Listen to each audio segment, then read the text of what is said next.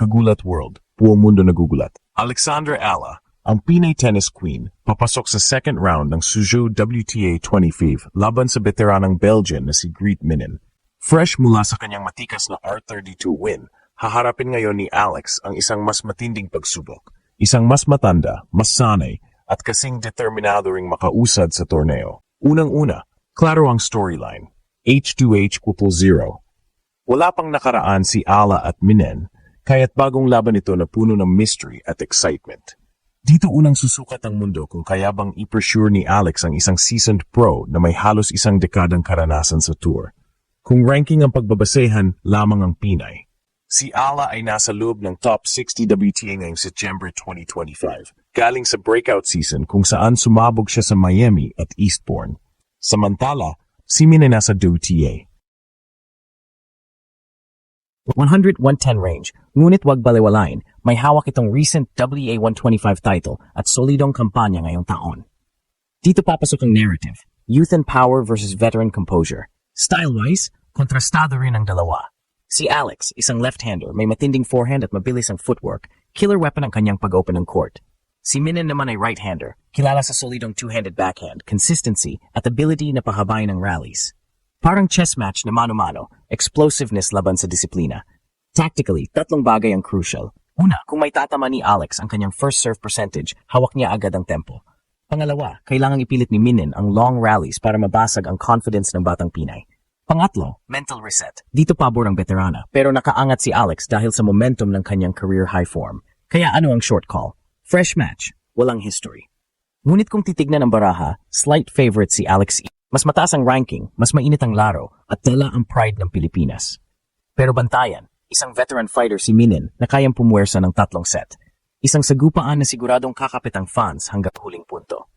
Tanong ngayon, Kagulat World, sa clash ng young Pinoy star versus Belgian veteran, sino ang mananaig, ang lakas at bilis ni Alex o ang tibay at experience ni Minnen? Alex Ala, ang Pinay tennis sensation, muling nagbubukas ng bagong kabanata sa Suzhou, China. Matapos niyang burahin ang unang hadlang sa round of 32, humaharap ngayon ang 20 anyos na Filipina sa isang mas mabigat na hamon, ang veteranang si Greet Minnen ng Belgium. Isang laban na bago para sa kanilang dalawa, walang nakaraan, walang blueprint. H2H = 0. Ito ang unang pagkakataon na magsasalpukan sila sa entablado ng international tennis.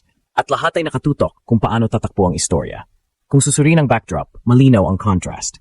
Si Alex, bagets pa nasa top 60 ng WTA rankings at isa sa mga pinakainit na pangalan ngayong taon. Sunod-sunod ang kanyang mga breakout performances mula sa Miami run hanggang sa Eastbourne final na nagangat sa kanya bilang isa sa mga pinaka-promising na rising stars ng buong tour.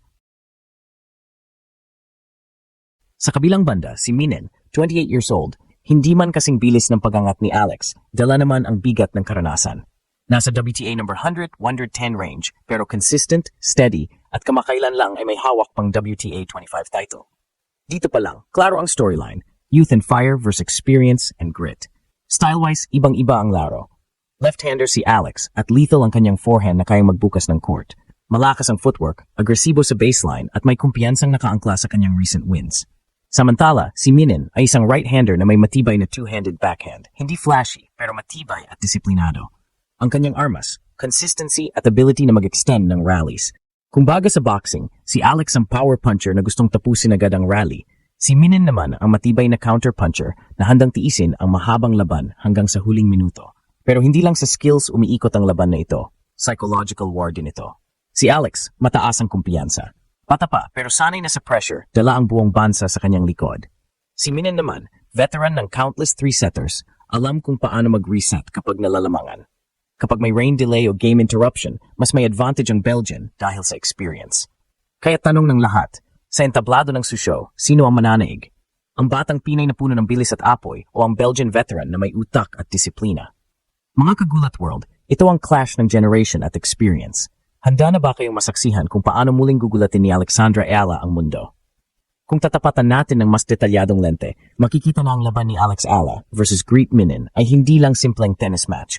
Isa itong tactical chess battle kung saan bawat galaw ay may kakibat na kapalit. Dito natin isa-isahin ang tatlong pinakamahalagang aspeto na magdidikta ng resulta sa Suzhou.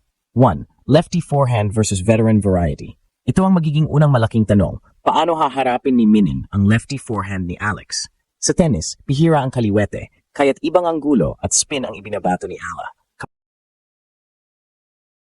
Pag ginamit niya ito para buksan ang court at pilitin si Minin sa depensa, hawak niya ang momentum. Pero hindi madaling kalabanin ng Belgian. May veteran instincts siya para basahin ang shot patterns.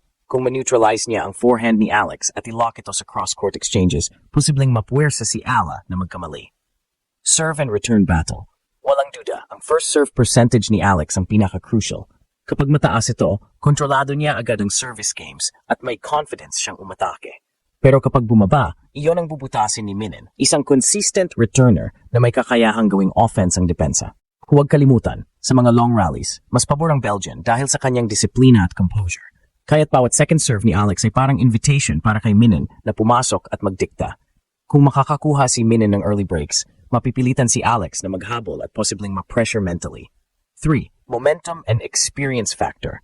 Ito ang invisible battle. Si Alex, may dalang init ng kanyang breakout season. May confidence na kayang lumaban sa malalaki at mas kilalang pangalan. Pero si Minin, sanay sa 3-set grinders. Kung aabot sa decider, mas may laban siya dahil alam niya kung paano mag-reset emotionally.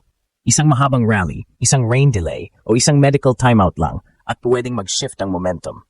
Kaya't ang susi kay Alex ay hindi lang skills, kundi mental resilience para hindi siya mag-collapse kapag nadadala ng veteran tactics. Kung i-combine natin lahat ng ito, malinaw, fresh match, fresh danger. Ang mga fans ay hindi makakakita ng one-sided duel, kundi isang laban na puno ng tension, swings, at tactical brilliance. Sa papel may edge si Alex bilang mas mataas ang ranking at mas mainit ang forma. Pero kung magtatagal ang laban, may posibilidad na masustahin ni Minin ang kanyang advantage. Kaya tanong ngayon, Kagulat World, handa ba kayong makita kung paano susubukan ni Greet Minin na basagin ang momentum ng rising star ng Pilipinas? O tuluyan na bang gagawin ni Alex ang Suzhou bilang stage ng kanyang panibagong global shocker? Sa huling analysis, malinaw na ang laban na ito ay higit pa sa court. It's about momentum versus experience, youth versus veteran grit. Si Alexandra Ala bitbit ang bandera ng Pilipinas at poy ng kanyang breakout 2025 season ay may papel na favorite. Siya ang inaasahan, siya ang bagong mukha ng women's tennis na kayang manggulat sa kahit sinong kalaban. Ngunit naroon si Greet Minin, isang veteran warrior na walang takot sa pressure. Marami na siyang dinaanang mahihirap na laban, sanay sa mahabang rallies at 3 set na bakbakan. Kung may isang kayang sumira sa narrative ng Pinay dominance, iyon ay isang veteranang kagaya ni Minin na hindi basta sumusuko. Ito ang dahilan kung bakit todo hype ang match na ito. Hindi lang simpleng R16 battle. Ito ay test of fire para kay Alex. Kaya ba niyang supilin ang karanasan ng mas nakatatanda o madala siya sa traps ng isang player na sanay sa survival mode? Kagulat World, isa ang tanong. Sa laban ng kinabukasan ng tennis kontra sa tibay na nakaraan, sino ang tunay na gugulatin ang mundo?